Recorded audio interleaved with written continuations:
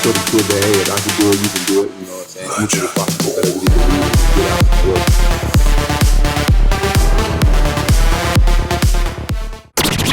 What's up, everybody? What's up, America? Hey, this is your boy OZ the OG. This is Real Reason, a podcast, and I am your host, and we got no other than the one and only today, Dee Delaney. We out here at Whale Branch College High School, and listen, he just got his jersey retired.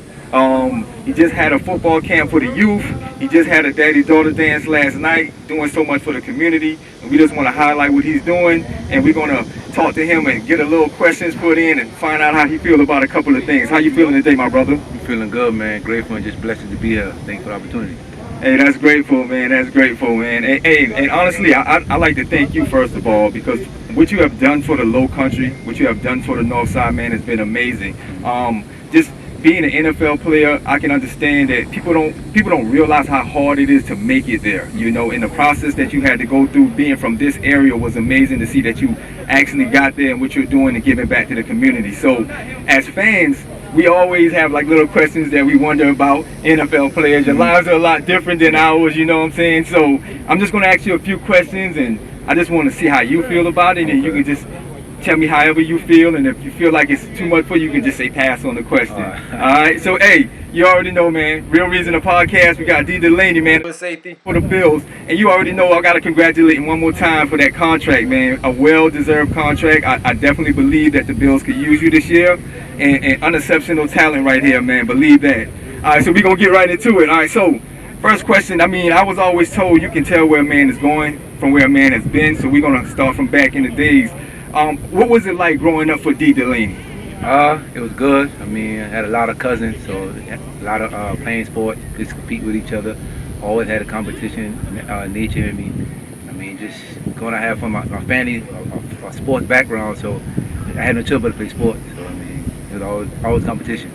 And that's good. It came natural. Kept the family around you to keep you competitive. Oh, you know, keep the juices flowing. Being against them only make you better. Oh yeah. I like that. I like that. So I see you got traded right to the Buccaneers right after a Super Bowl win, and you got to play with Tom Brady.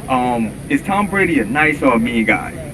Tom Brady is I would say a nice guy, but he's about his business. You know, that was probably the first guy I seen who really puts business first. You know, everything is business. He want to get the job done. He can play after. That's why he won so much Super Bowl, because he believe in work, then play. I definitely believe in that. You know, Tom Brady definitely stands on his business. Oh, yeah. You know, so making this transition from the Bulldogs to the Miami Hurricanes in college, I know right then and there, once you made that transition, you seen an opportunity. I know NFL was at the goal line for you the whole time.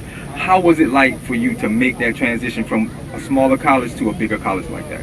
I would say, as far as talent, it's a little faster, but I think lifestyle is way different. You know, Citadel more disciplined, military lifestyle. So I was more curfew and things like that. When I got to Miami, I was still accustomed to the Citadel, so I didn't really do a lot like I should have did when I went to Miami. But I mean, I think the Citadel really was a good foundation for me to have going to Miami. Not that, you know, saying leave myself and stuff.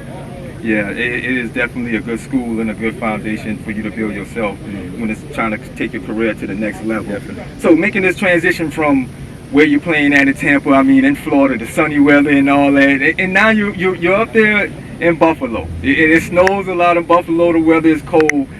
Have you bought a lot of coats since you've been signed with Buffalo Bills? So I honestly haven't bought anything. I'm not really ready to go up there, but I have to get ready. So I mean, when I get there, I just have to deal with the weather when I get there. And I'm used to down south. Yeah, that's one thing I was thinking about. I was like, man, listen, I know that transition right there is going to be a little different for you. Yeah, definitely. So, and like I said, for a team like Buffalo Bills, I definitely believe that they can use you. I definitely believe that you're one of the pieces that they needed to add to the team to take them to the next level and get them over the hump. But what team do you see could potentially be in your way to making it to the Super Bowl this year? Honestly, you don't never know. You never know in the NFL. You won't know until later in the season, because everybody start off, you know, good, everybody good, until the end of the season where everybody start finding tuning detail on the little techniques and things like that. So we honestly want to know, because last year Kansas City started off rough and they ended up winning the Super Bowl. So just got to wait to see how the season goes.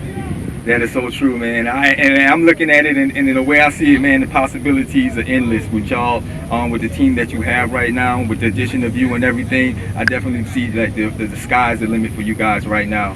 And just one more last question for you. I know you come back, you do so much for the community, you do so much for your people, and I know sometimes as a person, a lot of that can wear on you. Well, really two questions, all right? So, what do you do to keep yourself motivated, to keep yourself being able to handle all this pressure that you're dealing with? And one last question, what music do you listen to calm you down? So for the first question, I would say my wife and my kids, they kind of keep me motivated going. Just seeing them, you know. Sometimes I get tired and stuff like that, but like I said, just seeing them smiling, being happy, that kind of keep me going and motivated. And what kind of music I listen to calm down? I'll probably say, let me see. I like to listen to like Anita Baker, you know, something like Luther Vandross. It's kind of like some slow music, you know what I'm saying? Some with energy Frankie Baby made. Right. It's a little soulful music, you know, to keep me going. Cause the rap is good. I love rap music, you know, but sometimes you need that old soul to just keep it going.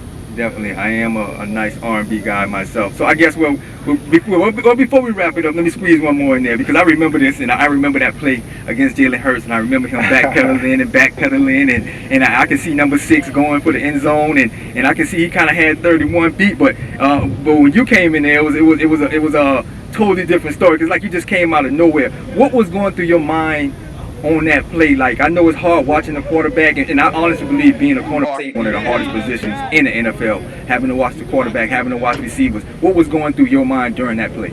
So before the play, when I went in that cornerback, I didn't play cornerback the whole camp or anything. I played safety. But when our cornerback went down, so I was like kind of like had to transition my mind because that's who the position.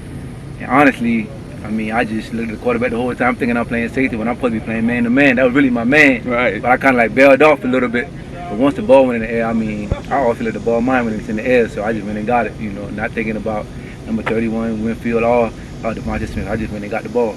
That was an amazing catch, man. The way to keep your feet in bounds and the way you had to keep the ball in possession and show that you had possession throughout that interception, it was amazing, man. So, here it is, man. Your guy, Dee Delaney, Buffalo Bills. Hey, y'all watch out for him all season. We're going to be rooting for him right here in the Low Country, man. He is our hero. He has done so much for us. And, hey, keep your eyes open, man. This is one of the top defensive players this year. And I guarantee you, you're going to see his career grow from here on. And we just want to congratulate him. And, hey, D, thank you, man, for doing this for me. Thank you I appreciate that. Thank you for having me, man. Definitely.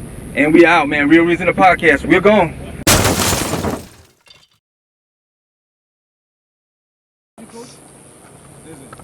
Hey, Frankie, we in the battle. He crying. Why we in the battle?